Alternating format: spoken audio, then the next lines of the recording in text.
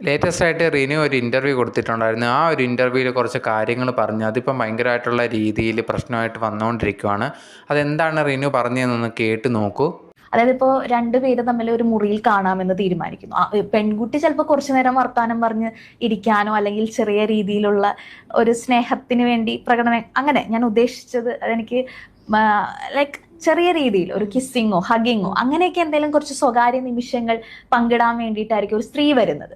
അപ്പൊ പുരുഷൻ ഈ മുറിയിൽ എത്തിക്കഴിയുമ്പോൾ പുരുഷൻ ഫോഴ്സ്ഡ് ആയിട്ട് ഈ രീതിയിലേക്ക് ഇതേതാ എന്ത് ചെയ്യും. അപ്പൊ ഈ കൺസെന്റ് എന്ന് പറയുന്ന പല രീതിയിലുണ്ട്. അപ്പൊ നമ്മൾ രണ്ടുപേരും തമ്മിൽ റിലേഷൻ ആയി എന്ന് പറഞ്ഞിട്ട് നമുക്ക് ഒരിക്കലും ആ സ്ത്രീ പറയുന്നത് അങ്ങനെ തെറ്റാണെന്ന് പറയാൻ പറ്റില്ല.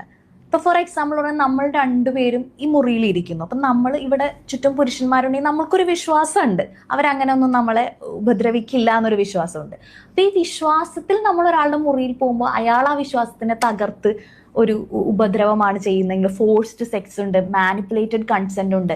ഇതെല്ലാം നമ്മൾ ഈ കൺസെന്റ് എന്ന് പറയുമ്പോൾ ഈ കാര്യങ്ങളെല്ലാം നമ്മൾ ആലോചിക്കേണ്ട ഒരു കാര്യമാണ്. ഇതായിരുന്നു റീനു ലേറ്റസ്റ്റ് ആയിട്ട് കൊടുത്ത ഇൻ്റർവ്യൂവിൽ പറഞ്ഞിട്ടുണ്ടായിരുന്ന കാര്യങ്ങൾ. ഈ കാര്യങ്ങളൊക്കെ പറഞ്ഞതിന് കമൻറ്റ് ബോക്സിൽ റീനുവിന് ഭയങ്കരമായിട്ടുള്ളൊരു പൊങ്കാല ഇട്ടിട്ടുണ്ട് എന്നുള്ളത് തന്നെ പറയാൻ പറ്റും. അത്രമാത്രം ആൾക്കാരാണ് റീനുവിനെ കുറ്റപ്പെടുത്തി ആ ഒരു കമൻറ്റ് ബോക്സിൽ കാര്യങ്ങൾ പറയുന്നത്. ഇങ്ങനെയൊക്കെയാണോ സംസാരിക്കുന്നത്? എന്താണ് റീനു സംസാരിച്ചത്?